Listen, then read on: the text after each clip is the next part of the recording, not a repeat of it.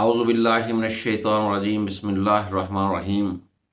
وقال الذین کفروا لن نؤمن بهذا القرآن ولا بالذی بین یدیہ ولو تری اذ الظالمون موقوفون عند ربهم یرجع بعضهم الى بعض القول یقول الذین استضعفوا للذین استکبروا لولا انتم لکنا مؤمنین قال الذین استکبروا للذین استضعفوا انحن صددنکم عن الہدی بعد اذ جاءکم بل کنتم مجرمین وقال الذین استضعفوا للذین استکبروا بل مکر اللیل والنہار اذ تأمروننا ان نکفر باللہ ونجعل له اندادا واسروا الندامة ولما رأوا العذاب وجعلنا الأغلال في أعناق الذين كفروا هل يجزون إلا ما كانوا يعملون وما أرسلنا في قرية من نذير إلا قال مترفوها إن بما أرسلتم به كافرون صدق اللہ العظیم۔ سامعین محترم، میں نے سورہ سبا قرآن مجید کا 34واں سورہ ہے، اس کی 4 آیات 31، 32، 33 اور 34 آپ کے سامنے میں نے تلاوت کی ہیں۔ ترجمہ ان کا یہ ہے: جن لوگوں نے کفر کیا ہے انہوں نے کہا ہے کہ ہم اس قرآن پر ہرگز ایمان نہیں لائیں گے اور نہ اس کتاب پر جو اس سے پہلے آئی ہے۔ کاش تم دیکھو ان کا حال جب ان کو اپنے رب کے حضور کھڑا کیا جائے گا تو یہ ایک دوسرے پر الزام دھریں گے۔ جن کو دبا کر رکھا گیا تھا وہ ان لوگوں سے جو بڑے بنے ہوئے تھے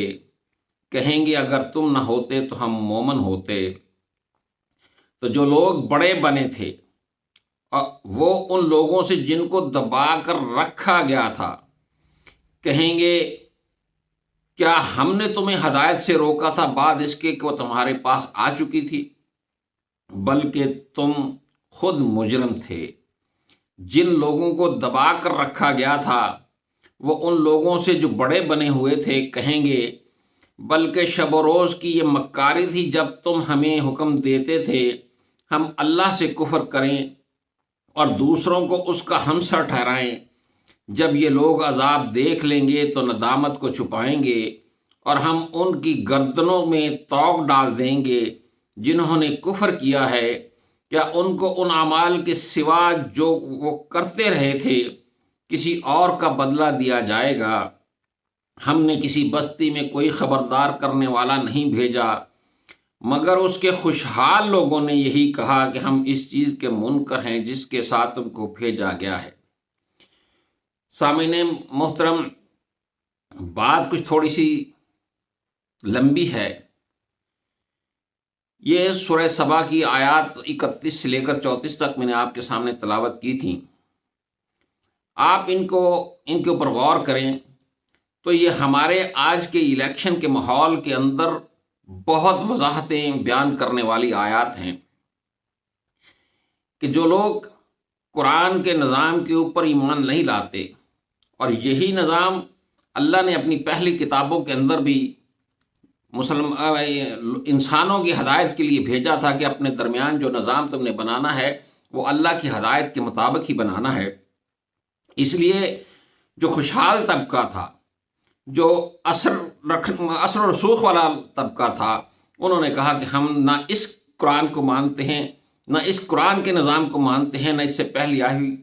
کتابوں کے اندر جو نظام دیا گیا ہم اس کو تسلیم کرتے ہیں۔ اور اللہ تعالیٰ کہتا ہے کہ اس نظام کے منکروں کو اگر تم دیکھتے تو جب یہ اللہ کے حضور کھڑے کیے جائیں گے، حساب کتاب کے لیے اللہ کے سامنے پیش کیے جائیں گے، تو یہ ایک دوسرے سے لڑ پڑیں گے، ایک دوسرے کے اوپر الزام رکھیں گے، اور جن کو دبا کر رکھا گیا تھا وہ عوام جن کو حرص و طمع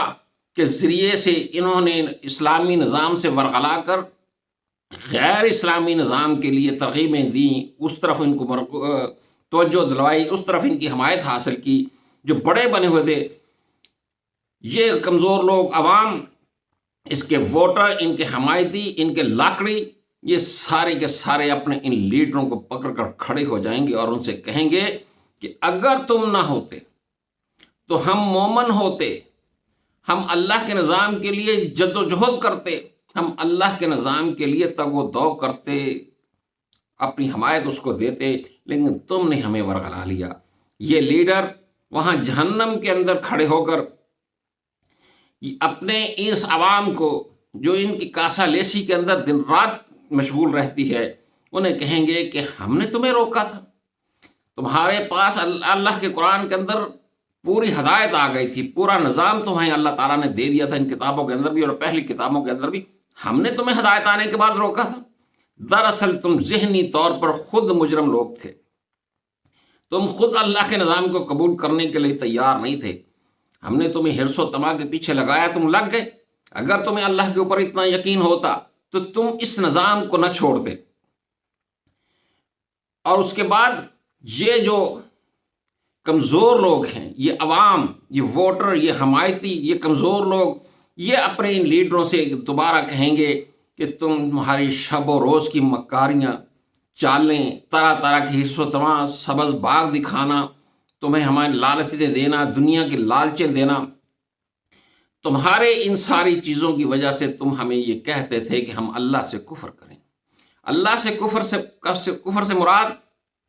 کہ ہم اللہ کے نظام کی مخالفت کریں، ہم تمہارے لائے ہوئے نظام کے اوپر یقین رکھیں، ہم تمہارے لائے ہوئے نظام کی حمایت کریں، ان کے لیے ووٹ مانگیں، اس کے لیے جلسے کریں، اس کے لیے جلوس نکالیں، اشتہار لگائیں اور دوسروں کو اللہ کا ہمسر ٹھہرائیں۔ اس کا مطلب یہ ہے کہ اللہ کے برابر ٹھہرائیں۔ حکومت کے اوپر حق صرف اللہ کا ہے، قانون صرف اللہ کا چلنا چاہیے، نظام صرف اللہ کا چلنا چاہیے، لیکن جب تم دوسروں کے نظام کی حمایت کرو گے، اللہ کے نظام کو چھوڑ کر، تو اللہ کی برابری کرنے کے مترادف ہے یہ، بلکہ سچ مچ وہی ہے کہ یہ تم اللہ کے برابر لوگوں کو ٹھہراتے ہو۔ اور جب یہ اسلامی نظام کی مخالفت کرنے والے عذاب کو دیکھ لیں گے تو پھر ان کی گردنیں جھک جائیں گی، ان کی گردنوں کے اندر توق ڈال دیے جائیں گے، ان کی گردنوں کو سجدے سے روک دیا جائے گا، ان کے ماتھوں کو سجدہ ریزی سے روک دیا جائے گا، اور اللہ ان کے اوپر کوئی ظلم نہیں کرے گا۔ یہ انہیں اپنے اعمال کی جزا اور سزا ملے گی، یہ اپنے ہی جو اعمال، اور انہیں کسی اور اعمال کی سزا نہیں دی جائے گی، انہیں ان کے اپنے اعمال کی سزا دی جائے گی۔ اور اللہ تعالیٰ کہتا ہے کہ ہم نے کسی بستی میں کوئی خبردار کرنے والا نہیں بھیجا مگر اس کے خوشحال لوگوں نے یہی کہا کہ ہم اس چیز کے منکر ہیں جس کے ساتھ تم کو بھیجا گیا ہے۔